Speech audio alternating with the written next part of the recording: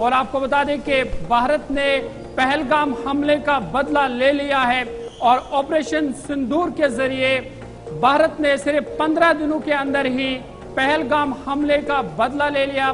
और आपको बता दें कि इस वक्त में ये कार्रवाई हुई, पाकिस्तान ने सोचा नहीं था, जब पाकिस्तान गहरी नींद में था तो तब पाकिस्तान में जो दहशतगर्द ठिकाने हैं उन पर पेदर पे हमले किए गए और 25 मिनट में, सिर्फ 25 मिनट में दहशतगर्दों के 9 ठिकाने तबाह कर दिए गए हैं। और आपको बता दें कि इस तरह से ऑपरेशन सिंदूर के जरिए भारत ने पहलगाम हमले का बदला ले लिया है और मसूद अजहर के कुंबे समेत 90 से ज्यादा दहशतगर्द जो है वो इन हमलों में हलाक हुए हैं। बाहुलपुर से लेकर कोटली तक और कोटली से लेकर मुजफ्फराबाद तक आज पाकिस्तान पर और वहां पर जो दहशतगर्द ठिकाने हैं उन पर पेदर पे हमले किए गए, जिसके नतीजे में 90 से ज्यादा दहशतगर्द हलाक हो चुके हैं। जी बिल्कुल, भारत की तरफ से जो पहलगाम हमले का बदला लिया गया और 25 मिनट में ही जो 9 कैंप थे दहशतगर्दी के उन्हें तबाह किया गया। जम्मू कश्मीर की खूबसूरत सयाहती मकाम पहलगाम में 22 अप्रैल को जो दहशतगर्द हमला हुआ, जिसके बाद अब भारत की तरफ से बड़ी कार्रवाई की गई। इस हमले में 26 आम शहरी को निशाना बनाया गया था और आज जो है एक बड़ा हमला किया गया है। हिंदुस्तानी इस हमले का जवाब देने में सिर्फ 15 दिन लगाए हैं और 6 मई की रात यानी कि रात को हिंदुस्तानी फैसले ने जो फिजाई ऑपरेशन सिंदूर के तहत पाकिस्तान और पीओके में मौजूद 9 से ज्यादा दहशतगर्द ठिकानों को कामयाबी के साथ निशाना बनाया है। आपको बता दें कि भारत ने दहशतगर्दी के खिलाफ अपनी जंग को एक नया रुख देते हुए पाकिस्तान के खिलाफ आज जो ऑपरेशन सिंदूर किया, इस ऑपरेशन में हिंदुस्तानी फिजाइया ने पाकिस्तान और पीओके में वाक़ा दहशतगर्द के 9 ठिकानों को निशाना बनाया। ये कार्रवाई रात तकरीबन 1:30 बजे से लेकर 2 बजे के दरमियान हुई और हमले जो है बाहुलपुर, कोटली, मुजफ्फराबाद समेत 9 मकामात पर किए गए। रा के खुसूसी मालूमात की बुनियाद पर फिजाया के हमलों में जैश मोहम्मद के 4, लश्कर तैयबा के 3 और हिजबुल मुजाहिदीन के 2 ठिकानों को निशाना बनाया गया।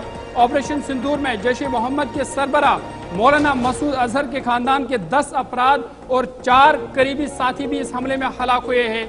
बता दें कि बाहुलपुर की जामिया मस्जिद सुभान अल्लाह पर हमले में हलाक होने वालों में जैश मोहम्मद की सरबरा की बड़ी बहन, उसके शोहर, एक भतीजा, उसकी बीवी और एक भतीजी, इसके बड़े जो खानदान हैं 5 अफराद और कुल मिलाकर 14 करीबी साथी जो है वो इस हमले में मारे गए हैं। और आपको बता दें कि इस ऑपरेशन के दौरान पाकिस्तान की फौजी तनसीबात को निशाना नहीं बनाया गया, ना ही आम लोगों को निशाना बनाया गया। इस बात को यकीनी बनाया गया कि कार्रवाई का असल मकसद दहशतगर्दी का खात्मा है। ऑपरेशन सिंदूर शुरू होती ही तमाम मरकजी वज़रा भारत के बिशमूल वज़ीर दिफा राजनाथ सिंह, वज़ीर दाखिला अमित शाह, वज़ीर खजाना और हिज़्ब इख्तिलाफ लीडर राहुल गांधी समेत तमाम लीडरों ने सोशल मीडिया पर ऑपरेशन सिंदूर का पोस्टर शेयर करते हुए फौज का हौसला बढ़ाया। और आपको बता दें कि वज़ीर आज़म नरेंद्र मोदी अपने दफ्तर से पूरे इस ऑपरेशन पर नजर रखे हुए थे, जबकि कौमी सलामती के मुशीर अजीत डोवाल लगातार उन्हें ऑपरेशन के हवाले से ब्रीफ कर रहे थे। और ऑपरेशन के कुछ घंटे बाद पाकिस्तान के खिलाफ भारतीय फौज के ऑपरेशन पर वज़ीर खारजा और वज़ीर दिफा ने बाज़ाब्ता तौर पर मीडिया से खिताब किया। खारजा secretary Vikram Misri, colonel Sophia Qureshi और wing commander Vyomika Singh media को ऑपरेशन सिंदूर के बारे में उन्होंने जानकारी दी। खारजा सेक्रेटरी विक्रम मिस्री ने प्रेस ब्रीफिंग में कहा कि मुजरिमों को इंसाफ के कटघरे में लाया गया है। विक्रम मिस्री ने मजीद क्या कुछ कहा, उसकी साउंड बाइट आपको सुनाते हैं और उसके बाद ग्राफिक्स पर चलेंगे और ग्राफिक्स के जरिए आपको समझाएंगे कि आज दहशतगर्द के किस किस ठिकाने पर हमला हुआ है। लेकिन सबसे पहले विक्रम मिस्री ने इस हमले के हवाले से क्या कुछ कहा वो आपको सुनाते हैं।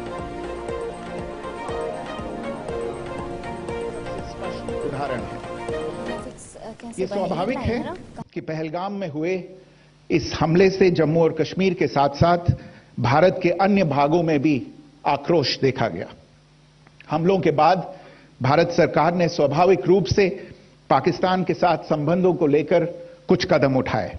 आप सभी उन निर्णयों से अवगत हैं जिसकी घोषणा 23 अप्रैल को की गई थी। तथापि यह आवश्यक समझा गया कि 22 अप्रैल के हमले के अपराधियों और उनके योजनाकारों को न्याय के कटघरे में लाया जाए।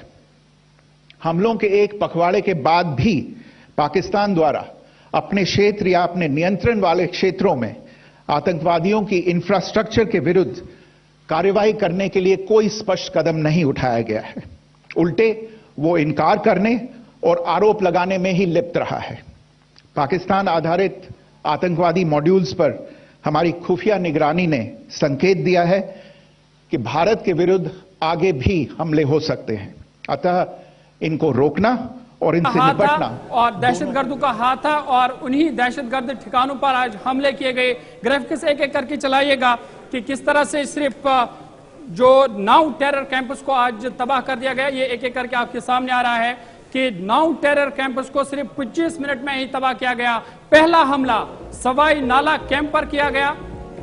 पहले वाला ग्राफिक को फिर से चलाएगा। सवाई नाला कैंप पर इस पहला हमला किया गया। मुजफ्फराबाद में है ये और सरहद से सिर्फ 30 किलोमीटर की दूरी पर वाक़ा। और यहाँ पर बताया जाता है कि लश्कर तैयबा के जो एलईटी के जो टेररिस्ट है उनको यहाँ पर ट्रेनिंग दी जा रही है और आज इस पर पहला निशाना दागा गया और इस कैंप को तबाह किया गया। जी, जहाँ पर दूसरे ग्राफिक्स की बात करेंगे, दूसरा कैंप जो है वो सैयदना बिलाल कैंप है पीओके में और ये जैश मोहम्मद का एरिया माना जाता है। और यहाँ पर बताया जा रहा है कि जो आतंकी थे उन्हें यहाँ से ट्रेनिंग दी जाती थी और सैटेलाइट के जरिए कुछ तस्वीरें भी सामने आई। उनमें से बताया गया कि जो पहलगाम में हमला हुआ था उससे पहले यहाँ पर कुछ न कुछ जो हलचल है वो देखने को मिली और इस कैंप को भी निशाना बनाया गया। और तीसरा ग्राफिक चलाइएगा गुलपुर कैंप का कोटली में। इस कैंप को भी आज तहस नहस किया गया, तबाह किया गया। 30 किलोमीटर के दूरी पर यह एलओसी के वाक़ा है। और आपको बता दें कि इस कैंप में जो कई सालों से राजौरी पूंछ में अटैक हो रहे हैं और वहां पर जो टेररिस्ट अटैक कर रहे हैं उनको इस कैंप में तरबियत दी जा रही थी और आज इस कैंप को भी तबाह किया गया।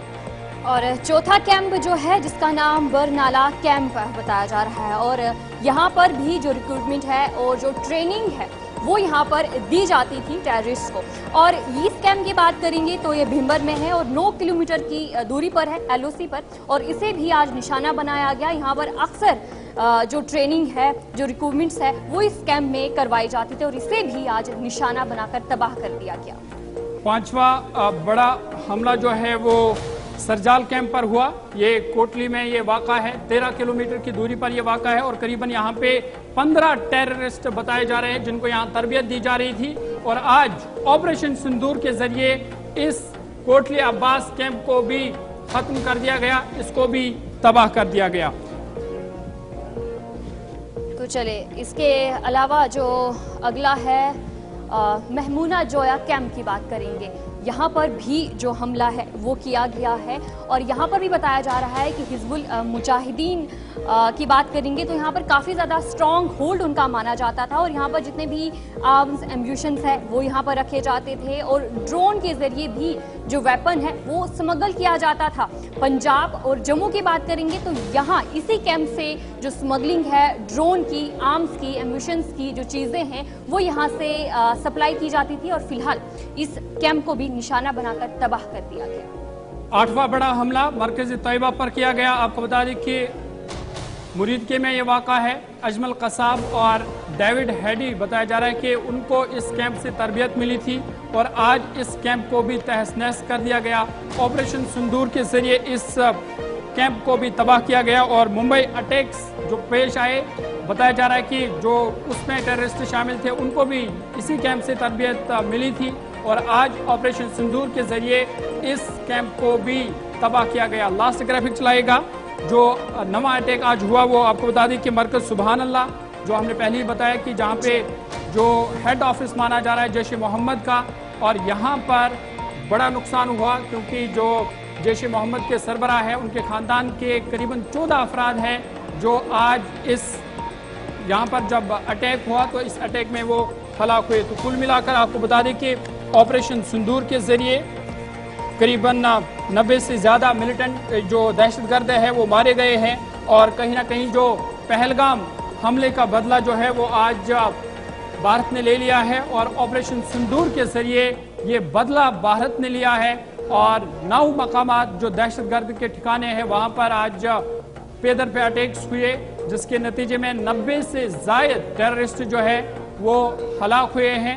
और आपको बता दें कि इस दौरान जो है पाकिस्तान ने LOC पर अगरचे जवाबी कार्रवाई भी की, ताहम उन्होंने वहां पर मासूम लोगों को निशाना बनाया। लेकिन कुल मिलाकर आज ऑपरेशन सिंदूर के जरिए भारत ने पहलगाम हमले का बदला ले लिया, जिस हमले में 26 लोगों की जान गई थी।